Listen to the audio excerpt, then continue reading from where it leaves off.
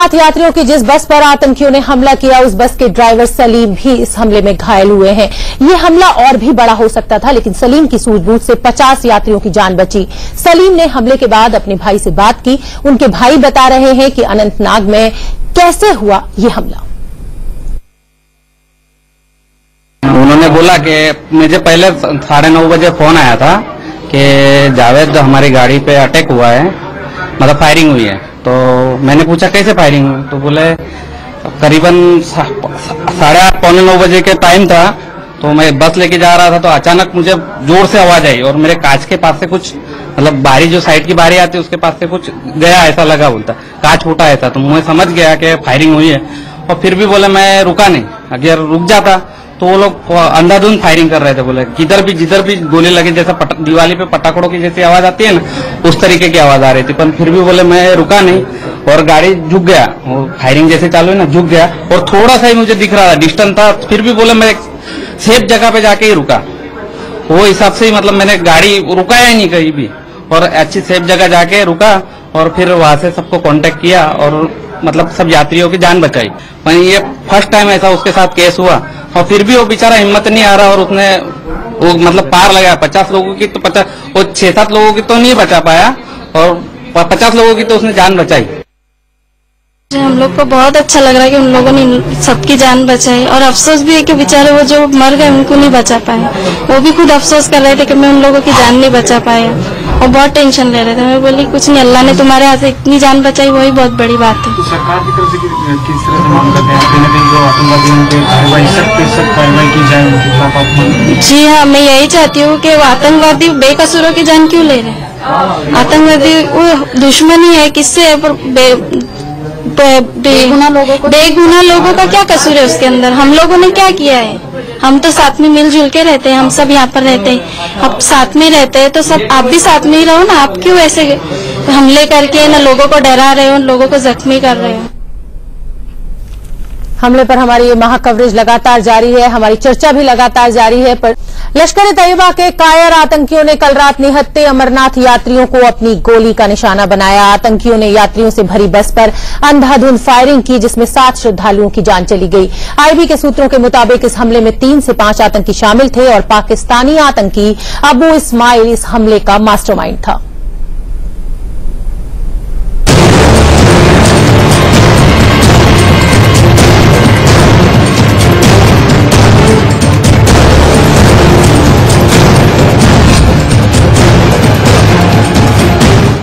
सावन की पहली सोमवारी के पवित्र दिन बाबा बर्फानी के भक्तों पर जम्मू कश्मीर में आतंकी हमला हुआ। हमला रात 8:20 पर हुआ।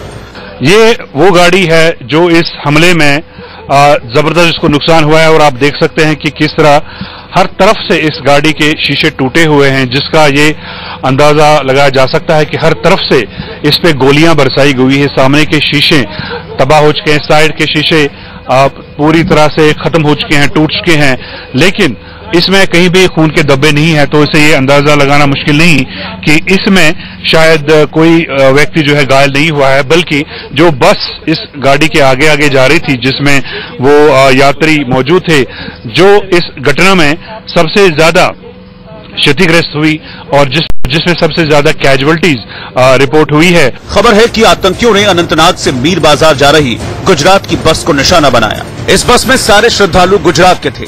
बस गुजरात के वलसाड में ओम ट्रेवल्स की थी। कहा जा रहा है कि बस अमरनाथ श्राइन बोर्ड में रजिस्टर्ड नहीं थी।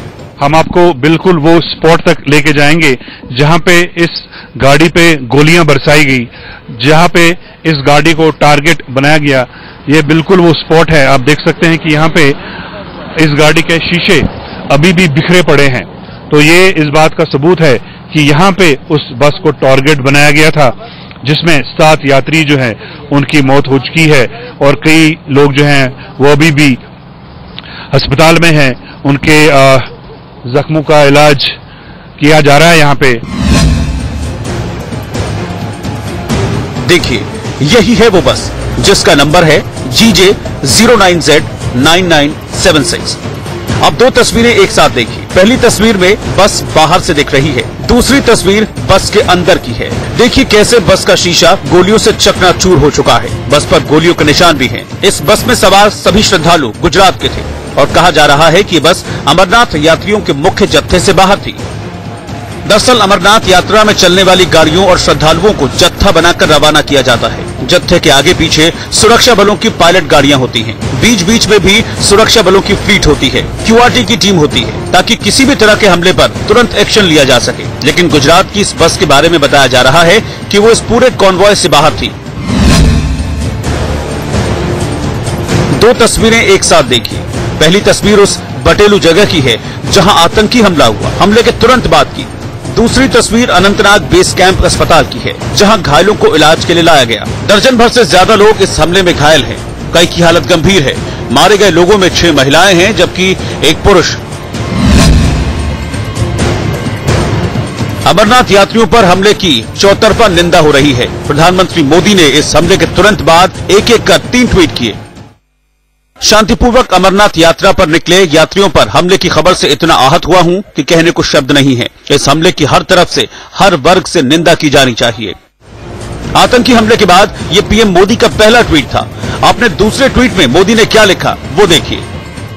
मेरी गहरी सहानुभूति उन लोगों से है जिन्होंने इस आतंकी हमले में अपनी जान गंवाई। मैं घायलों के लिए ईश्वर से प्रार्थना करता हूं। आतंकी हमले पर पीएम के शब्द बेहद तल्ख होते चले गए। अपने तीसरे ट्वीट में मोदी ने क्या लिखा वो देखिए। भारत इस तरह के कायराना आतंकी हमलों से कभी झुकेगा नहीं। बांटने वाली साजिश कभी कामयाब नहीं होती। जम्मू कश्मीर के पूर्व मुख्यमंत्री उमर अब्दुल्ला ने भी इस घटना की कड़े शब्दों में निंदा की है।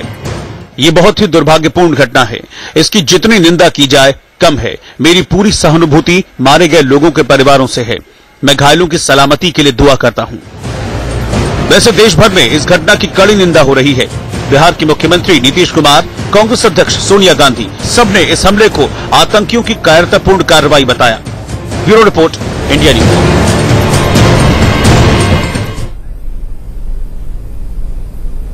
अमरनाथ यात्रियों की जिस बस पर आतंकियों ने हमला किया, उस बस के ड्राइवर सलीम भी इस हमले में घायल हुए थे। ये हमला और भी बड़ा हो सकता था, लेकिन सलीम की सूझबूझ से 50 यात्रियों की जान बच गई। सलीम ने हमले के बाद अपने भाई से बात की। उनके भाई बता रहे हैं कि अनंतनाग में कैसे हुआ ये हमला।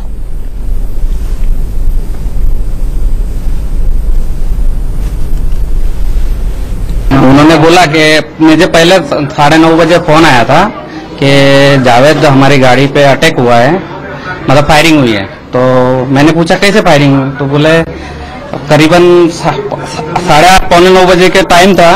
तो मैं बस लेके जा रहा था तो अचानक मुझे जोर से आवाज आई और मेरे कांच के पास से कुछ, मतलब बारी जो साइड की बारी आती है उसके पास से कुछ गया, ऐसा लगा, बोलता कांच फूटा ऐसा। तो मैं समझ गया कि फायरिंग हुई है। और फिर भी बोले मैं रुका नहीं। अगर रुक जाता तो वो लोग अंधाधुंध फायरिंग कर रहे थे। बोले जिधर भी गोली लगी, जैसा दिवाली पे पटाखों की जैसी आवाज आती है ना, उस तरीके की आवाज आ रही थी। पर फिर भी बोले मैं रुका नहीं और गाड़ी झुक गया। फायरिंग जैसे चालू है ना, झुक गया और थोड़ा सा ही मुझे दिख रहा था, डिस्टेंस था। फिर भी बोले मैं सेफ जगह पे जाके ही रुका। वो हिसाब से ही, मतलब मैंने गाड़ी रुकाया ही नहीं कहीं भी और अच्छी सेफ जगह जाके रुका और फिर वहां से सबको कांटेक्ट किया और मतलब सब यात्रियों की जान बचाई। पर ये फर्स्ट टाइम ऐसा उसके साथ केस हुआ और फिर भी वो बेचारा हिम्मत नहीं आ रहा और उसने वो मतलब पार लगाया। 50 लोगों की तो 50, वो 6-7 लोगों की तो नहीं बचा पाया और 50 लोगों की तो उसने जान बचाई। इस आतंकी हमले पर महाकवरेज जारी है, हमारी चर्चा जारी है। हमारे साथ स्टूडियो में सीनियर जर्नलिस्ट विनोद अग्निहोत्री जी मौजूद है, डिफेंस एक्सपर्ट के सिन्हा जी मौजूद है और मेजर जनरल बहल मौजूद है। बहल साहब, मैं सबसे पहले आपके पास आना चाहूंगी। जिस तरह से हम जिम्मेदारी तय करने की बात कर रहे थे, हमें बताया सिन्हा सर ने कि बहुत सारे तंत्र इसमें जुड़े हुए होते हैं और तालमेल की कहीं ना कहीं कमी है। लेकिन क्या माना जाए, जिम्मेदारी किसकी बनती है? लोग मरे सर, हम तो ये जानना चाहते हैं कि आखिर चूक किससे हुई? देखिए, किसी एक तंत्र के ऊपर आरोप लगाना उचित नहीं हो जी। सबसे बड़ी चूक जो हुई है वो हुई है इस गाड़ी वालों से। ये जो गुजरात की गाड़ी जिसमें चल रहे थे जी, इन्होंने पहली बात तो जो एसओपी है कि इनको श्रीनगर छोड़ना नहीं चाहिए था। अगर देर हो गई है तो श्रीनगर में रहना चाहिए था, चल रहे। बिल्कुल। उसके बाद में चूक हुई, जितने भी नाके हैं और 5-5, 6-6 किलोमीटर के ऊपर, उन नाकों वालों की भी चूक हुई है कि उन्होंने उस गाड़ी को रोका क्यों नहीं। जब 7 बजे के बाद कर्फ्यू लग जाता है तो गाड़ी रोकी क्यों नहीं? हम तो लोगों को नहीं आने देते हैं सड़कों पर, पूरी गाड़ी 60 श्रद्धालु लेके निकल पड़ी। 7 बजे जो है उसको कंफ्यूज होते, 7 बजे है बनिहाल के ऊपर जी, जहां तक सवाल उठता है श्रीनगर से बाहर निकलने का, वो 5 बजे या 4:30 बजे के बाद में कॉन्वॉय बंद हो जाती है, रास्ते बंद हो जाते हैं। उसके बाद में कोई गाड़ी अलाउड नहीं होती है, सिर्फ लोकल छोटे एक गांव से दूसरे गांव की गाड़ी वही अलाउ होती है, बाकी कोई गाड़ी, लोकल गाड़ियां अलाउड है, बाकी कोई गाड़ी अलाउड नहीं है। वो भी अंदर की लाइट जला के चलती। तो वो उस गाड़ी को जलने के लिए उन्होंने क्यों चलने दिया, वो है। तीसरा है बंकर के ऊपर पहले उन्होंने फायरिंग करी। वो बंकर जो है, वो उस बंकर की लोकेशन जो है, जहां तक मैं जानता हूं, वो तकरीबन अनंतनाग से 2 या 3 किलोमीटर पहले ही है। उसके बाद में फिर उन्होंने सीआरपी को फायरिंग करी है। उसके बाद में जाकर के इसको बीच बहाड़ा के बाहर पकड़ा इस गाड़ी को। तो मतलब अगर ये बस ना आ रही होती, उनकी ऐसी कोई प्लानिंग नहीं थी, ये बच सकते थे श्रद्धालु। बिल्कुल, ये आप कहना चाह रहे हैं। जिन्होंने बंकर के ऊपर फायरिंग करी है, उन्होंने ही जाकर के इनको एंगेज किया है, बिकॉज वो मोबाइल थे, वो आगे बढ़ते थे। उन्होंने देखा बस भी निकली है, उन्होंने कहा बस के बाहर निकल के पकड़ेंगे, और बाहर जाकर के उन्होंने बस को पकड़ा, आ गई बीच में। हाँ, बस वो ये तो सॉफ्ट टारगेट तो सीआरपीएफ वाले। It was not plan to this thing, but जिस तरह से बशीर लश्करी को मारा था, ये तो हमला तय था, क्योंकि लश्कर तैयबा ने कहा था कि बशीर लश्करी को मारा है तो अब कहीं ना कहीं बदला हम लेंगे। दुर्भाग्यपूर्ण है कि भाई वो बस आ गई और उन्होंने श्रद्धालुओं के ऊपर हमला कर दिया। इस्माइल को एक टारगेट मिल गया कि ताकि उसकी अपनी नौकरी बनी रहे, सॉफ्ट टारगेट मिल गया, सॉफ्ट टारगेट मिल गया। बिल्कुल, और वो अपने आकाओं को ये बता सके कि देखो हाँ, बशीर लश्करी को मारा था सेना ने और मैंने अब उनके इतने श्रद्धालु मार दिए। एक तरह से कहें तो उसकी किस्मत साथ दे गई, अदरवाइज ऐसा कोई प्लानिंग नहीं थी। हमारी सुरक्षा में कोई इतनी बड़ी चूक नहीं है, उस बस ड्राइवर की पूरी गलती तय होती है। मैं विनोद जी आपके पास आना चाहूंगी। एक चीज और यहाँ पे कहना चाहूंगा कि जितनी भी हमारी सैनिक टुकड़ियां हैं, चाहे वो आर्मी हो, चाहे पुलिस हो, या जो भी है, वो सारी टुकड़ियां अपने जिम्मेदारी से काम करती हैं। जो मिसअंडरस्टैंडिंग अगर कुछ है या कोऑर्डिनेशन नहीं है, तो हायर लेवल के ऊपर कोऑर्डिनेशन नहीं है, लोअर लेवल के ऊपर जो ग्राउंड पर है, वो सब एक अच्छी तरह कोऑर्डिनेशन से ही काम कर रहे हैं। बिल्कुल सही बात है सर। जिस जवान को कहा गया वो तो अपने जो मैं इसमें ऐड करना चाहता हूँ जी, जो आपने जैसे बताया ना, ये हमारी जो कॉन्वॉय ड्रिल है, एसओपी है, जब ये बालताल से चली है, आपको पता है श्रीनगर में आ रही है, जब श्रीनगर में वो ज्वाइंट चेक पोस्ट है, उसमें आर्मी का कोई ऐसा नहीं है। वहां पे हमें जो ये अनंतनाग फ्लाइंग बोर्ड के लोग हैं, जहां रजिस्ट्रेशन होती है, जब वहां से निकली, ये कहीं न कहीं सुरक्षा का मामला भी नहीं है, बहुत बड़ा ही रिश्वतखोरी का भी मामला होगा ये। जब देखिए आप 60 आदमी को लेकर निकल रहे हैं और ये कहते हैं कि ये गुजरात की बस थी, तो ये तो मेरे समझ में ही नहीं आता है कि जहां से मेन चेक पोस्ट, जहां से आपको पता है किस तरह से ये छोड़ा जाता है, ये लंबी कॉन्वॉय लगती है, पुलिस चेक करती है, सवाल ये बहुत एक आदमी का चेकिंग होता है, सामान चेक होता है, सामान चेक होता है, ये कहां से निकल आई, ये बस कहां से निकल आई। विनोद जी आपके पास आना चाहूंगी। जब भी कोई हमला होता है, बैठकों का दौर शुरू हो जाता है। राजनाथ सिंह की आज बैठक हुई है, आईबी चीफ थे, रॉ चीफ थे, अजीत डोभाल थे। कहा जाता है हम कड़ी निंदा करते हैं, बदला लेंगे, आर्मी पूरी उसमें है। कांग्रेस की तरफ से देखते हैं तो वो बयानबाजी की मांग करते हैं, वो कहते हैं प्रधानमंत्री इस पर बयान दें। क्या कहेंगे सर, कब तक चलता रहेगा ये? ऐसे कैसे बांटते रहेंगे देश को धर्म के नाम पर लोग? देखिए, ये आप सही कह रही हैं कि सरकार चाहे कांग्रेस की रही हो या मौजूदा बीजेपी की सरकार हो, जब भी इस तरह की घटना होती है तो विपक्ष प्रधानमंत्री से बयान देने की मांग करता है, सरकारों में बैठकों का दौर शुरू होता है और तमाम सुरक्षा व्यवस्था समीक्षा होती है। ये नहीं होता कि मिलकर एक साथ आए, मिलकर लड़ें। उसके बाद फिर जो है वो हो जाता है। तो ये राजनीतिक, तो ये डोमेस्टिक पॉलिटिक्स को एड्रेस करते हैं दोनों, रूलिंग पार्टी भी और अपोजिशन भी, क्योंकि जैसे ही घटना होती है अपोजिशन को मौका मिलता है सरकार को पे अटैक करने का, और सरकार को मौका मिलता है कि उसको किस तरह से वो अपनी डोमेस्टिक पॉलिटिक्स एड्रेस करे। मुझे लगता है कि ये डेमोक्रेसी में अब इसको आप इनविटेबल है, ये होता रहेगा, इसको हम आप आदर्श स्थिति तो नहीं है। आदर्श स्थिति तो ये है कि अगर ऐसी कोई घटना हो तो पूरा देश एक स्वर में बोले, और बोलते भी है कई बार। ऐसा नहीं है, जब संसद पे हमला हुआ भी था, अमेरिका पे हमला हुआ, पूरा देश साथ था, किसी ने उंगली नहीं उठाई सरकार की कार्रवाई भारत में भी हुआ है, संसद पे हमला हुआ, पूरा देश एक था उस समय, पूरा देश 26/11 में हमला हुआ, उसमें पूरा देश एक था। लेकिन सर उंगली भी तो उठाता रहा है, उंगली उठेगी, उंगली इसलिए उठेगी जिस चूक की हम भी तो उंगली उठा रहे हैं ना, कि गुजरात की बस कैसे पहुंच गई, वहां रिश्वतखोरी हुई कि नहीं हुई, जो भी जनरल साहब कह रहे हैं, तो उंगली तो अपोजिशन और हम लोग मीडिया उठाएगा, यही डेमोक्रेसी है। हम एक स्वर में नहीं बोल सकते। 9/11 पे भी उंगली उठी है, बिल्कुल ऐसा नहीं है वो लोग कैसे वहां पहुंच गए, लेकिन हाँ ये जरूर है कि हमको थोड़ा संयम बरत के उंगली उठानी चाहिए। समय पहला जरूरी है कि इन घटनाओं को रोका जाए, इस तरह की घटनाएं दोबारा न हो, और जिन्होंने इसको अंजाम दिया है उनको उनके अंजाम तक पहुंचाया जाए। मेजर बहल, मैं आपसे जानना चाहूंगी, आप सेना का पार्ट हैं, जब इस तरह का कोई भी हमला सेना के ऊपर होता है, श्रद्धालुओं के ऊपर हुआ, एक तरीके से देखें तो सेना के ऊपर ही हुआ है, देश के ऊपर ही हुआ है, सेना का क्या रिएक्शन होता है और किस तरह की स्ट्रेटेजी बनाई जाती है और किस तरह जवाब देने की तैयारी की जाती है? देखिए, ऐसा है, जिस चीज को हम भूल रहे हैं, सैनिटाइजेशन में अनंतनाग का सैनिटाइजेशन सबसे मुश्किल है।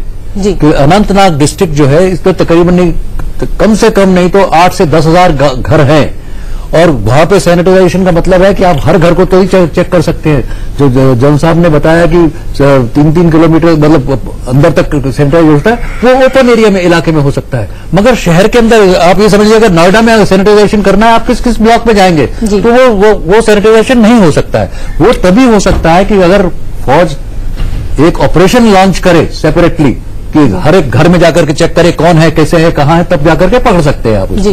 पहली बात तो ये है। दूसरी चीज, मैं एक चीज से मैं आप दोनों से सहमत नहीं हूं कि जो गुजरात की गाड़ी के बारे में आप बात कर रहे हैं, हम भूल जाते हैं कि जम्मू एंड कश्मीर जो है एक टूरिस्ट स्पॉट है।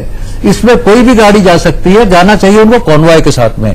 कॉन्वॉय का टाइम जब निकल जाता है तो उसके बाद में ब्लॉक लगना चाहिए, ब्रेक लगना चाहिए, किसी को जाने नहीं दे। मगर क्या हुआ है कि पिछले 8-10 साल से वो चीज खत्म हो चुकी है। अब कॉन्वॉय का सिर्फ जो है जम्मू से गाड़ी चलनी है सारी, उस वक्त कॉन्वॉय को निकाल देते हैं, उसके बाद में गाड़ियां जाती रहती हैं। और उसी तरह से ये गाड़ी भी जो है, मुझको लगता है उसी तरह से गाड़ी निकल गई है। बालटाल से भी ये गाड़ी अगर कॉन्वॉय के साथ चलती तो ये नहीं होता। बिल्कुल। ये बालटाल में भी अपने घर पर रुके रहे हैं। कहना कि यही है, हमारा ये आपत्ति नहीं गुजरात की गाड़ी वहां क्यों गई। गुजरात की गाड़ी जरूर जाएगी, गुजरात में लेकिन जिस तरीके से जाना चाहिए, जो कॉन्वॉय के साथ जाना चाहिए, वो वैसे क्यों नहीं। जाहिर सी बात है सर, चूक तो है ही, कहीं ना कहीं हर सिस्टम पे कहीं ना कहीं कमजोर है। देखिए सोमना जी, ये तो है टैक्टिकल लेवल, ग्राउंड लेवल की बातें हैं जी। जब हम बात करते हैं ऑपरेशनल लेवल में एंड स्ट्रेटेजिक लेवल में, बिकॉज ये जो लड़ाई है ये ओवरऑल तरीके से लड़ेगी। जो सेकंड मुद्दा जो आजकल डिस्कस नहीं हो रहा है टीवी में, मैं नहीं देख रहा हूं, वो है जो रेडिकलाइजेशन हुई है, इस्लामिक रेडिकलाइजेशन, ये न्यू फेनोमेना। यही देश ने आपको खालिस्तान मूवमेंट के अंदर में केपीएस गिल ने खत्म किया।